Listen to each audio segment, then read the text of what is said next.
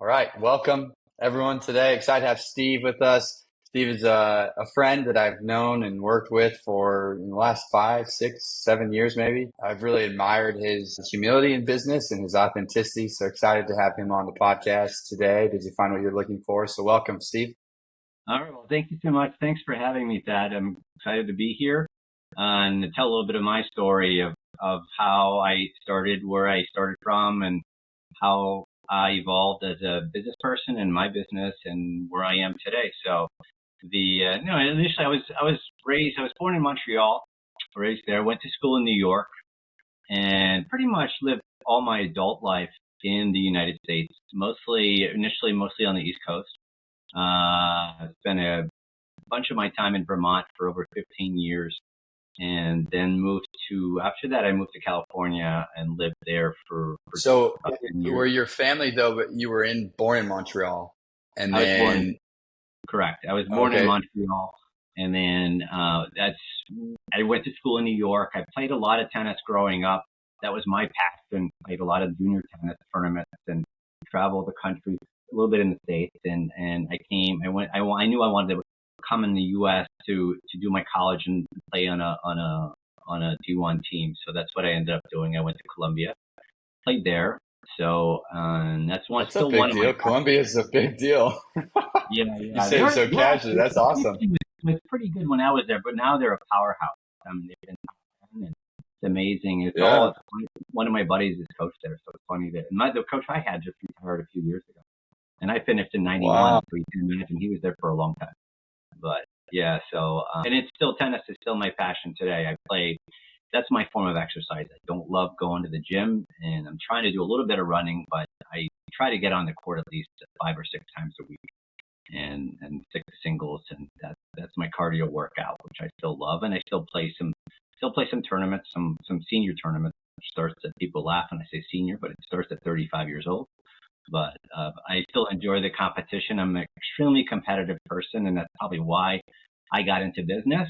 And so that's what I do. I've got grown-up kids. Well, they're in college. One is at Lynn University. She's actually living in Kentucky, but doing online school at Lynn. And then that was my daughter, and my son is at University of Miami.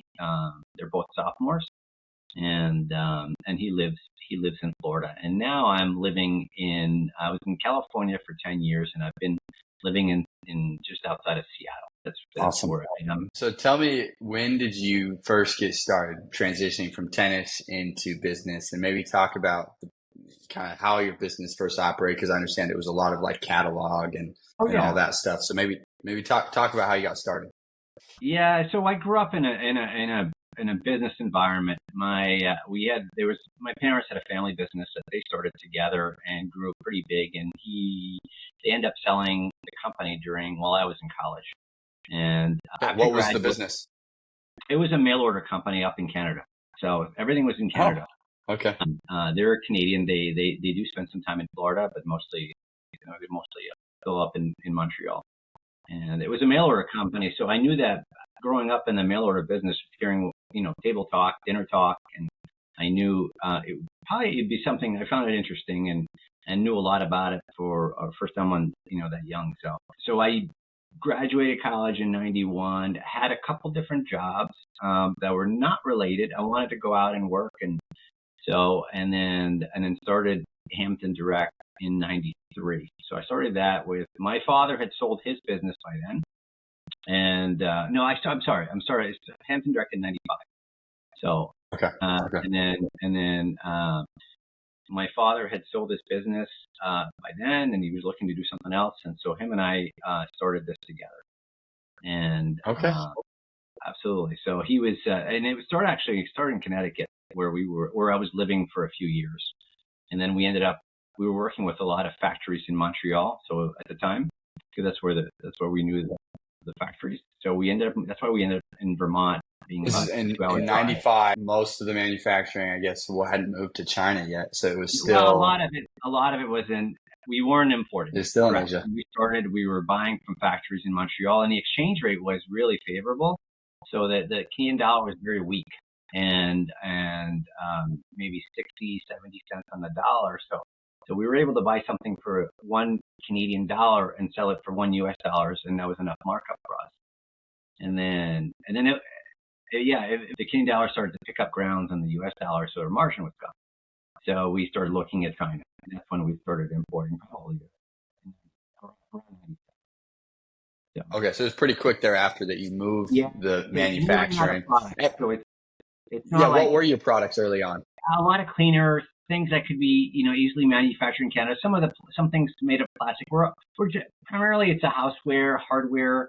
It's all consumer goods that we sell. A lot of products are targeted for price points around at the time it was $10. Now we're more $20 to $30 as everything gets more expensive. But yeah, and then we kind of there's only so many factories in Montreal that do the type of products that we were looking for. And at this time we were only selling, and at the time when we started the business, it was truly only selling to catalog companies, because that was the history that my family had. So, but we were wholesaling to mailer companies in the U.S. So, Okay. and how I was able to get in really quick, and is my father, being Canadian, he knew all the buyers, and they were all exchanging ideas before, because they weren't competing. They had completely different markets. So he was helpful, and I was able to get in a lot of it. And it was never going to be a long-term play for him in the business. It was to, maybe spend 7 years in the business, and then for kind of him to kind of fade away and retire, and I still talk to him every day on different business aspects, and personal aspects too. But that's kind of what happened. And my mother was involved too at the beginning to helping, that was nice. So yeah. Did you enjoy that family aspect of it, working with your dad, or what was it like? I would say like at the time, when we moved to Vermont, and that's where we started hiring more people, and it was still very much run like a family business. We had lunch together every Fridays. We had a bocce team, we had a softball team, and my door was always open. People come in and out. There's no like hierarchy where, I can't talk. And it didn't work that way. So I try to keep it that way. And I think that's what people enjoy about it. So. Yeah, no, I like that. So do you have like a first product that took you off, or was it just kind of gradual? You had a number of products that were successful, and it just kind of clicked from the beginning, or maybe tell me about how it started versus how it grew. Well, yeah, sure. Okay. So initially we're doing all catalog business. So it's basically people that mail catalogs, and they have little ads, and they buy from there.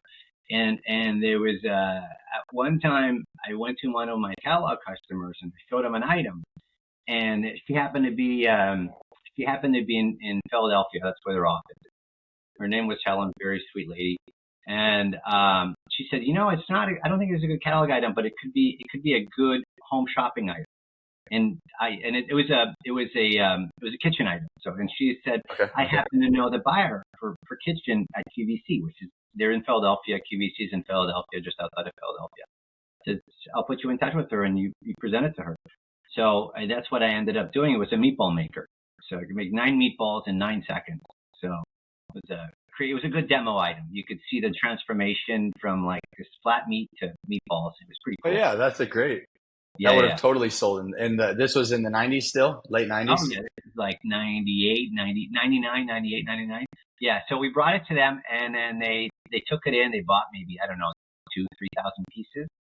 This is I remember it sold for $10.77. It was not expensive. They don't do products at $10.77 anymore. It's just everything costing is too high.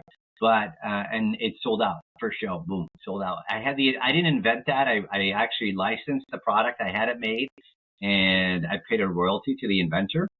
And he had a great story because he had come from Poland. He was highly educated, couldn't find a job, ended up being working. He was a dishwasher in a Greek restaurant where they asked him to make 1,000 meatballs a day or something like that. And he invented that just from that idea.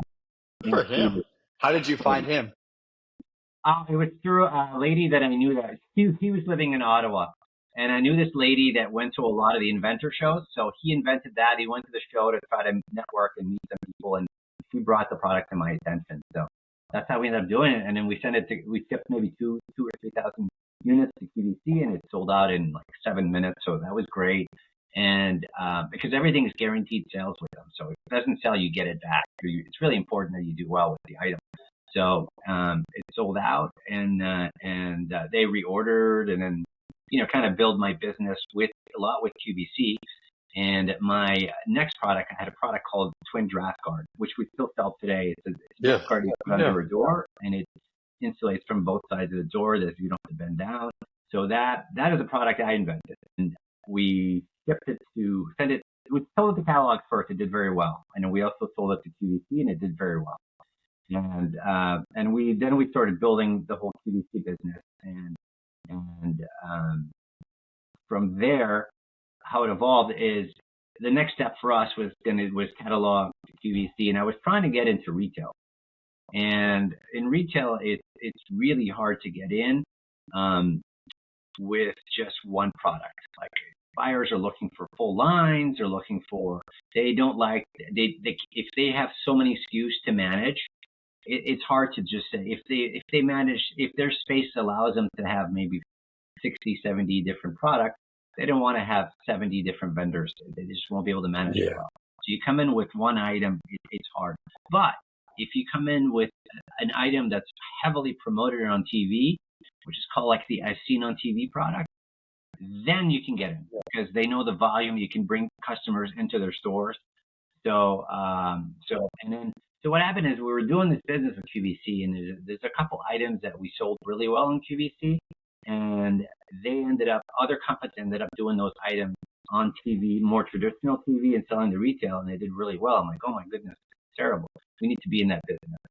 So we did a product with QVC had a division doing As Seen on TV products as well. We did one or two items which were okay, and then eventually I was working at the time with one other lead person in that division. Her name is Tanya McKirkstick. She was doing all their marketing. She had a big background in As Seen on TV, and then it's at the time when QVC had decided that they didn't know if they wanted to be in that As Seen on TV business. Although it looks similar on paper, it's a completely different model. So they decided to phase out. And then Tanya talks to me and she says, I know you have a lot of great items. Why don't you just do your own As Seen on TV products, and I can help you. And that's how her and I started together. So the first one that we took was actually an item that QVC had been selling, but they were on the fence with doing and I've seen on TV like a commercial. So we ended up doing that. It ended up being a big item on TV. And then we've sold in retail. We sold over 10 million units and it was just heavily promoted on television. So and then after that one, we had a hanger called Wonder Hanger. What item was that one? The second one was called Wonder Hanger, which is the first one that you worked on with Sonia. Yeah, space saving hanger. So that was our second item, and the odds of having a successful item in TV is hard. Like 1 out of 10 work, but we got lucky. We got 2 out of 2 out of the gate. So we were running those 2 items, and all of a sudden, we bring a ton of inventory supplying. But they were both $10 items. Today, you can't. It's completely different now. I might talk about it a little down the road, but that's kind of how we went from catalog to home shopping, then to As Seen on TV, direct response, then to retail. Because once we start spending, we could be spending $200,000, $300,000, $400,000 a week on media, and then the stores actually come knocking, saying, "Hey, we got people coming in. The stores want to ask for this." So, and that's how we got the draft guard in Walmart. That was our first mass retailer we ever got into, was Walmart. And that was from an email that he sent to us, our customer service, saying, "Hey, I'd be interested." Wow. And I've been trying to sell there for years with us, So and then after that, we kind of built the business from there, and selling to like the Walmart, Target. In the days there was Bed Bath and Beyond linens and things, and the drug chains really got into the CVS, Rite Aid, Walgreens, Home Depot, Lowe's. So yeah. So it's been 30 years since you started it, essentially 1995. Next year will be 30 years. A lot of people these days, they build businesses and they sell them quickly or they move on to the next one. Why have you stayed with it for 30 years? That's a long time. Like what keeps you motivated there? Yeah, well, first of all, we never raised any money. So like the people that come and go really quick, typically they come in and the only way to scale is to either you throw in your gazillion dollars into the business and build it quickly Yeah. and sell it, or you don't. And I kind of took the other path, which, to build a nice business, a family. I great people that work with me. I've got a lot of people that have been with me for over 10 years, some 15. The longest is over 20. But How big is your team right now? what's that? Well, everything How is big kind of is your changed team? with COVID. We're Yeah. just about 10 of us now, and we had 2 offices. Everything, and we're gonna, talking about how to be successful in a business. It's really checking your overhead, and streamlining everything and keeping it lean. So our team is about 10 people, and we had an office in Vermont. We had an office in LA, and then with COVID, everybody went to work from home, and people liked it, and we were making it work. So we left it that way. So we actually have no offices now. Everything is remote, and then we've got places to ship, to have meetings, to ship samples and things like that. But we're running this very lean, and definitely COVID changed a ton of stuff for us. We knew eventually, so our business was built on people watching regular television, seeing the commercials, saying, "Hey, I need this," and whether they would pick up the phone or go online or run to Walmart, they would they would buy the product. But now it's like, and we knew that was going to come to an end at some point, but COVID really accelerated that. Yeah, it did. Streaming completely changed everything, and obviously the digital, the e-commerce, I think accelerated. So it really made us change our model to be a lot more efficient with digital marketing and less dependent on TV. We still do a little bit, but nothing like we used to do before. So, and then a lot of the retailers also have shifted. So some of them are gone completely. Bed Bath & Beyond is gone, and I don't know if you've been reading the news lately, but so a lot of them are not doing well. 2024 is a tough year for retail, and it's just it is. e-commerce is taking a big pull out of that business, a big chunk out of that business. So yeah. Do you think it's going to, because I feel like in certain parts of the country that I travel to, the malls are packed, right? People are still very much shopping in person and having those experiences, but they're taking on, it's a different environment. Like the malls are centered around experiences, and there's food, and there's, these like arcade places, and there's lots of things for your kids to do at the mall. And there's play places, and pickleball courts at malls. So I think, do you think that retail will ever come back around, or is this a permanent shift? And will retail ever get to will it keep going down, do you think? What's your opinion? My opinion is it's going to keep going down, just because of the convenience of how it's especially with the Amazon of the world, and who knows who's going to challenge them, but no one is right now. The convenience. I live in Greater Seattle, so I'm in the world of Amazon, and I get everything either same day or next morning. So and then you kind of get used to it. It's like the urge of saying I need it next hour. It's it kind of goes away, and you get used to saying that tomorrow is fine. And they have such an amazing platform that pricing is always good. And even if it was $1 less at Walgreens or whatever, you're probably not going to get in your car and go. That's the thing. So obviously there's some products that don't, like Home Depot, Lowe's, but not going to buy lumber or just super heavy tools, or foods. They're doing a lot of food, but the food's coming through Grubhub or Uber Eats. But I think the service is going to be fine. The strip malls are going to be fine, because you're always going to need to get your hair cut and get your nails done or what's so. But I think the days of that's why the Bed Bath & Beyond, a ton of products, nice to have but don't need to have. That's what happened to those. Those are the ones. Those are the products that are being bought online. Yeah. So and all the stuff that you probably didn't know you needed, right? You go to the store and you didn't know you needed this, you pick it out. Well, that's all on Amazon now. That's all on And with e-commerce. the pricing, That and cheap with the dollar. Yeah, pricing, great pricing. and then like, So and what some are of, you doing with your business then?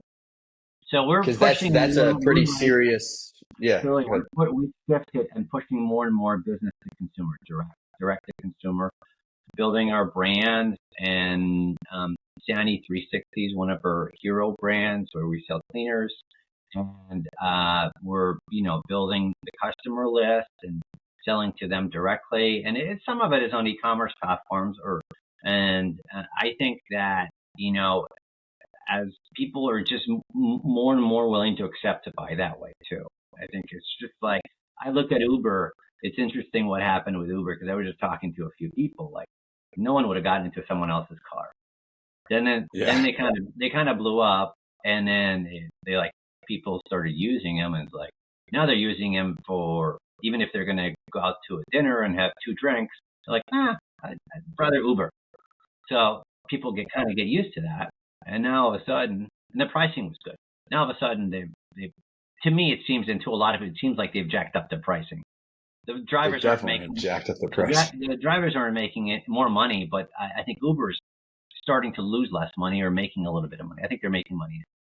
So people got used to it, and I think that people are getting used to, it's just the way. And I don't know, people are just, they're busy with stuff, and the time that they have to go out and shopping and traffic, and especially also, it's like people working from home. How many times have you gone to work on your way home? I saw like 7-Eleven is closing 400 stores.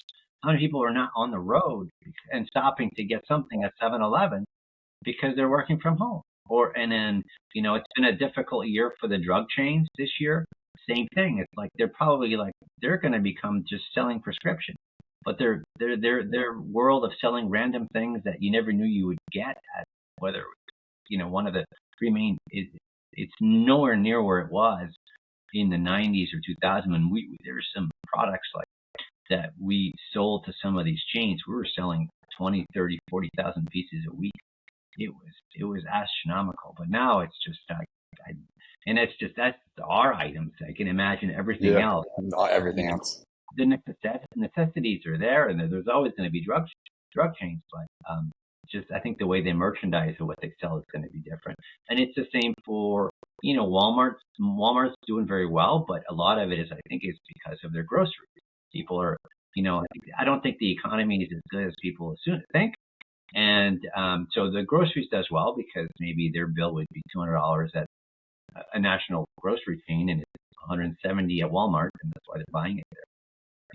And I think Target's also heavily, into the same grocery as well. So mass merchandise is tough. Mass merchandise going to, obviously, also the other thing is, and I'll talk about it because it bothers me a lot, the Shein and the Temus of the world, like, that are able to bring in goods with no tariff and no duty,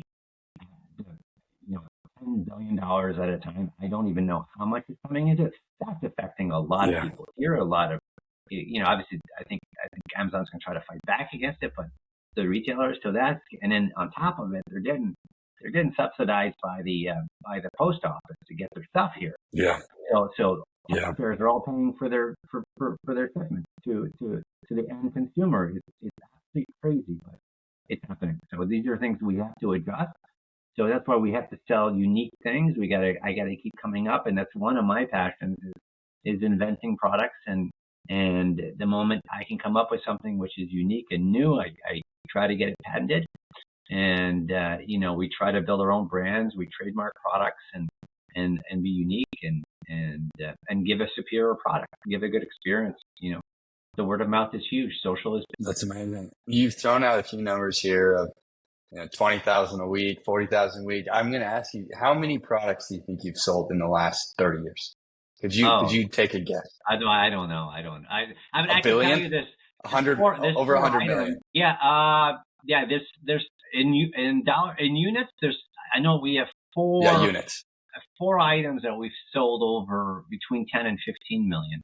This is four different items, but not everything. Those are what we call grand. Yeah, those are big. Yeah. Yeah. We continue to sell. So, but it's still a tough business. Let me tell you, you're only as good as Yeah. your products. So, and you could have the best team in the world. The products don't sell at the top. But you could have Yeah. great products. If you have a bad team, it won't do well either. So the team Doesn't sell either. is Yeah. super important. You gotta be able to execute. You gotta do it quickly. And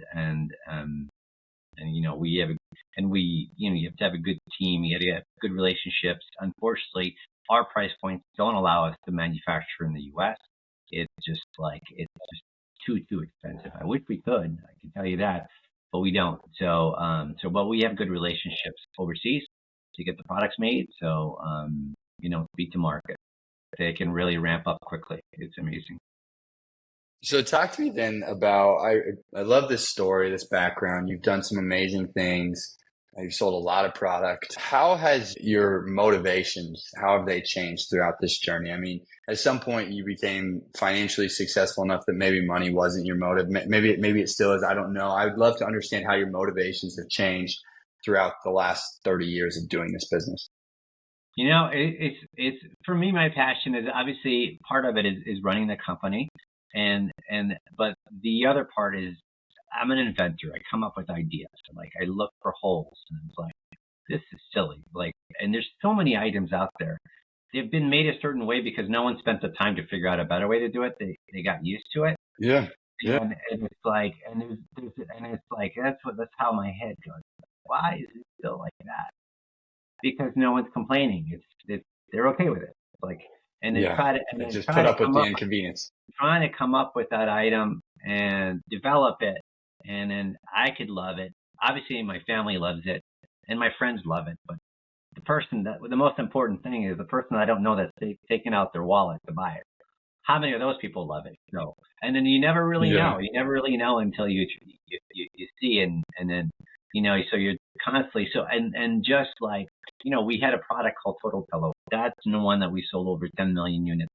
And it's a travel pillow. It's a different shape. It came in, you could shape it up in different ways. And it was so cool to travel and see someone with it, like someone waiting in line to get on a plane, and he's got it she's got it wrapped around their carrying case or whatever. So it's seeing stuff like that. We did wonder hangers, but I wouldn't see people's closets. But seeing your stuff. Exactly. That's a cool thing. And I still love to work. My kids are grown up, and I can't play 18 hours of tennis a day. So I still enjoy the challenge. Business is hard. It's hard. It is. And I don't think it's in my 30 years, the last 5 years have changed almost as much as the first 25 years. Like first, as far as how business evolved and the way people purchase things and the way you marketed things, and it's absolutely amazing. And every couple months you got to relearn it, So now we're working with some of the platforms like TikTok. It's fairly new, and there's a lot to know, and it definitely works very differently. You would think it's kind of like we could be good at it because we did home shopping, and this is video selling, and then we did a scene on TV, but it's a different beast, and it's people they get pitched a different way, so you got to learn it. So who knows, in 6 months it might be completely different, So it's really staying on top. Curious. I had this conversation with another person on this podcast, but as an entrepreneur, as an inventor, you're constantly looking at something for how it is today and how it could be better. Right. And I feel like that mentality creates within us this difficulty to just like be still and appreciate the moment, because we're always like, it could be better about this moment, or something could be better about this thing or that thing or what have you. Do you feel that in your life? And are you overcoming that at all? Are you okay with that sort of I could always make something better? I'm just curious how you're finding stillness, or if you're finding stillness. If it's in the morning or at night. True story. Business is like it's like 90%. Honestly, it's 90%. It's bad news. 10% is great, and you hope that 10% is greater than those 90%. And if it is, you're doing great, because and so you gotta be strong. You gotta be able to take defeat, accept them, learn from them, and move on. because most of the decisions, most of the things that are going to happen are going to be defeats, and is how you handle them and how you take that and you learn from them. Because when your wins have to be big. Your wins have to be way bigger than your loss, and that's what keeps me coming back and enjoying it. And obviously, it's very different than it was 25 years ago. But I love to go to work, and I love to not. I get up in the morning, I start to work. I have no idea. Like by 3 o'clock, I could be doing something I had no idea I'd be doing at 8 o'clock. That day. That's what kind of interesting, right? Or you and I will have a chat, and you'll bring up something, or I talk to somebody else that knows something that I didn't know, especially now where it's just changing so quickly. But yeah, I don't know if that answers your question, but sorry, I think you got cut off. Go ahead. No, all good. No, totally. No, and I appreciate your comment about 90% is going to be hard and loss, and you're going to fail, you're going to make mistakes, and there's 10% that win. Yeah, a loss of some way, and then 10% that doesn't. And if you read, if you're reading any social, you only hear people's wins, right? You don't hear about the losses. And people will think, well, I'm not doing that great. I'm losing more than I'm winning. But that's social. That's how it goes. And at least that's for us, and I think that's for the majority of people. I think that's consistent. I do, and I think that we are in a society today that probably talks more about the losses than they used to. Right? It used to probably be more rosy, but I still think that we think of overnight success stories or all these things that just seem like it went perfectly for people, and not realizing all the backstory that went into the difficulties of that success. Yeah, for sure. I'm curious too. So it's been you're 30 years in. Have you ever felt? It feels like, Steve, you don't really work for the money. Is that honest? Like you don't really. Yeah, that's not part of your motivation. Like your motivation is to solve problems. Is that accurate? My motivation is to reach goals. And they're not necessarily monetary goals. They're just goals. And I'm a super competitive person. Like I grew up in sports, and I've kind of that into the business. And sure, the money's great. I mean, I'm not going to deny it, but I do love great people working with us, and just to constantly see the market, everything change, and kind of follow it and figure it out and come up and solve problems. And you're not doing well this first 6 months, and you make a switch, and now all of a sudden it's like, it's working. Look at that. We made a great decision. Or we didn't move fast enough. Obviously, we have a lot of failures. That's what I brought up. But learning from them, and how could we evolve and be a better company? Yeah. I really appreciate that. No, I really, really do.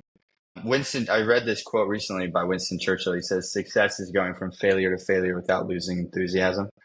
That's good. I like that. Yeah. It's that concept of and I always say that marketing is literally a sequence of failures, right? You're hopefully iterating a little bit each time that you fail, right? Because that's what happens. You push the envelope. Maybe you find something that works. You increase your focus on it, and then it doesn't keep working at the same proportion that it was before. So you have to say, okay, how do we tweak this, right? And that's just how business and life and this whole journey is. Do you feel like that? I'm curious, when you talk to other people that are starting out, right? New inventors coming on the scene. What are you talking to them about? How do you talk to them? Are you encouraging people to do it? I'm just curious how you're talking to new people coming into the business. Yeah, absolutely. I would, like I said earlier today, it's like the key thing is everything, inflation is through the roof. Everything is so expensive. Yeah. So you got to make sure that you stay lean,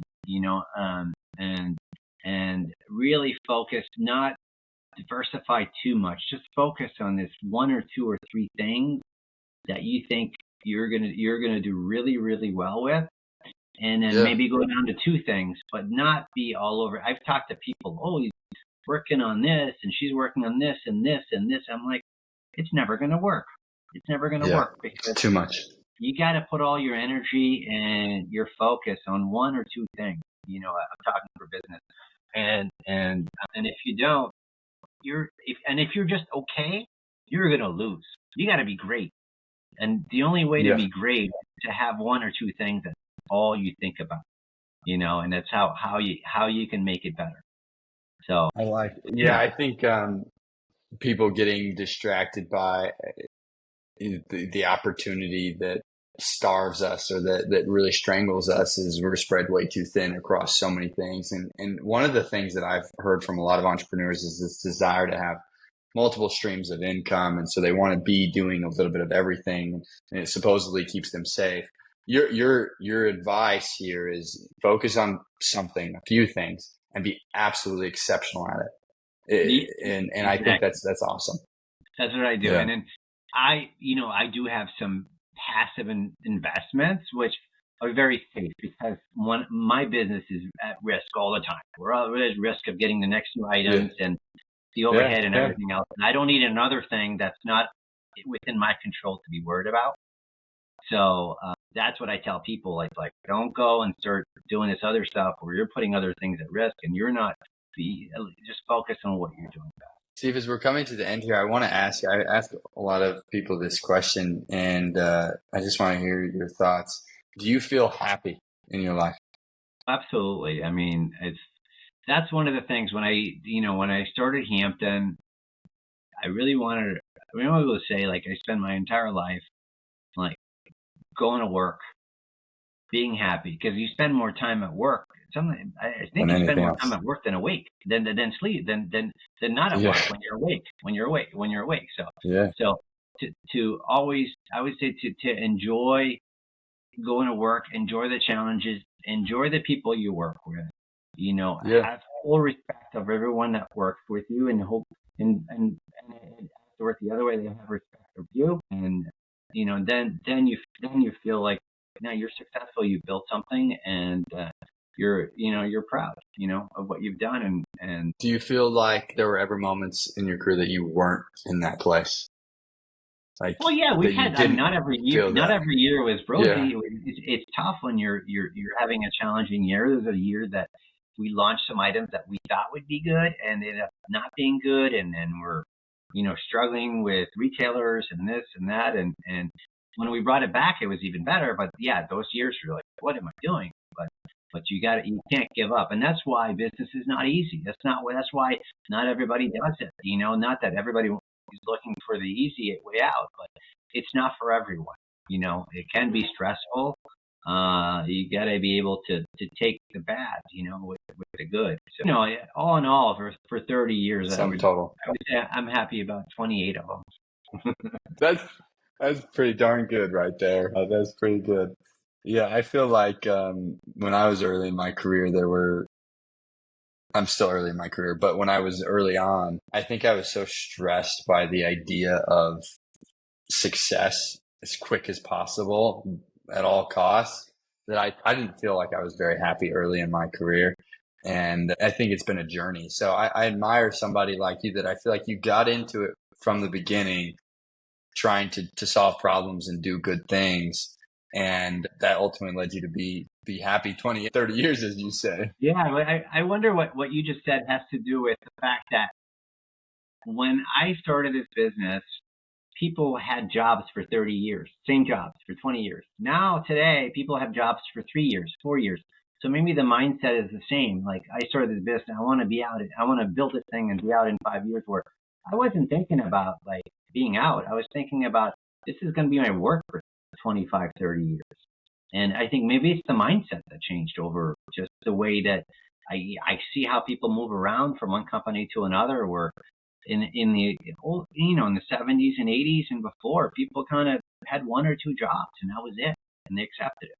So No, that's a really interesting point because the same thing could be said about the whole social media dynamic, right? Because people are moving around so much. There's a lot of people that are posting about moving, and then they go online and they post about this beautiful home they just bought, or this car, or this that, yeah, or this whatever. And so then the pressure is on us, not just, hey, I want to make a lot of money quickly, but I have to live a certain style of life at yeah, a quick young age, when maybe you were saying, hey, I'm going to work at this for 20, 30 years, and maybe it'll return what I want it to over the next decades, right? yeah, And I don't think that is the common thought amongst my peers. I would agree with you. I think we have too short of a yeah, and I do worry what you just said about, like, especially for the younger kids. If we're adults, we kind of know, like, a lot of it is fluff. But when kids just see things that are like, hey, I'm not like this and I'm like this, and it's tough.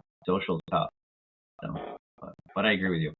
Yeah, it really is. No, I think that's a really good perspective. I think absolutely I was looking at myself at, I started my first business at 20, 21, 20, 20, I think I was 20 years old. And, yeah, I think I had the intention of quick turnaround, quick money, quick this, quick that, easy this, easy that, and that's how it's been painted to you. So, I appreciate the authenticity there. It's hard. 90% of things you're going to try are going to fail, and 10% are going to win. And you better hope those 10% outweigh the 90 that you just failed at. For sure. I really like that. I think as we finish here, the last question, just looking at my notes here, I would consider you, Steve, to be like a very successful human being outside of just work. Mm-hmm. Do you find that you're still looking for something in life, or do you feel like you found what you would hope to find in your life at this point in time? 30 years into your career, is there anything missing that you would hope to be looking for over the next 30 years? I'm just curious that perspective. I actually think it's funny. I actually think I found it. Now I just want to enjoy it. Yeah. But I'm also a lot older than you are. So, I'm content with where I am, which is, and to keep it going. But my life is good. My life is good, and I'm not looking for, I'm not looking for anything else. I think I've built what I wanted to do, and I've got a good situation. I definitely do. So I'm very happy. It's amazing.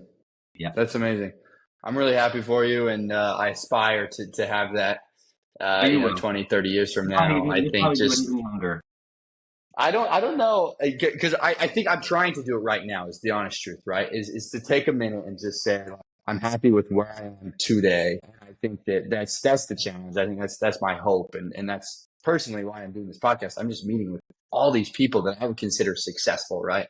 And asking, how did you get to that point of being like, I feel good about who I am today, and it's not about tomorrow, it's about today, right? Yeah, so exactly. That makes a lot of sense. Anyways. Very cool. Thank you, Steve. I appreciate you joining me today, and always appreciate your support, your kindness, your humility, and your friendship. All right. Okay, thanks. Okay, bye-bye. Yeah.